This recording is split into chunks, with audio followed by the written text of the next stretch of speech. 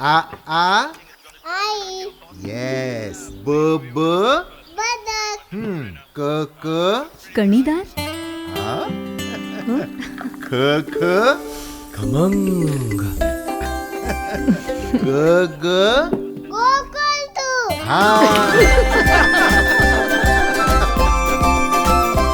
अगदी घरच्यासारखं कणीदार खमंग म्हणजेच गोकुळ तूप.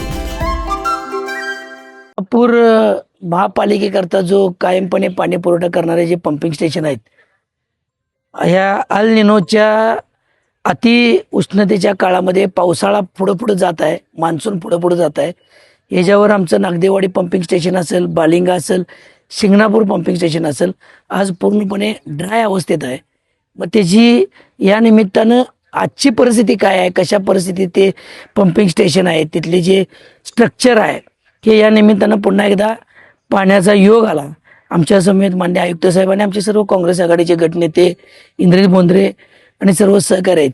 आणि याला आता अद्ययावतीकरण करण्याकरता, त्याला इन्फ्रास्ट्रक्चर वाढवण्याकरता काय गरज आहे हे देखील आमच्या समोर आलेलं आहे.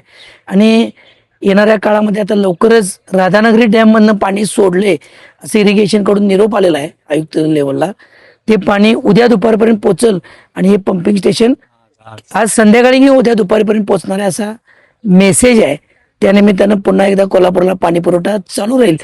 काळंबावाडी धरण जे पूर्ण क्षमतेनं भरलं पाहिजे होतं या गेल्या पावसाळ्यापासून ते आतापर्यंत, त्या काळंबावाडीची गळती असल्यामुळे ते गळती काढायचं टेंडर गेले 2-3 वर्ष लेट झाल्यामुळं मुळात पाणीच त्या ठिकाणी 29 TMC पाणी पाहिजे असताना 19 TMC पाणी साठा होता. त्यामुळे ते पाण्याची उपलब्धता तिथली संपली, म्हणून ही आज आपल्याला वेळ आलेली आहे. आणि ते गळतीचं कामकाज थोडं लेट झालं त्या डिपार्टमेंटकडनं.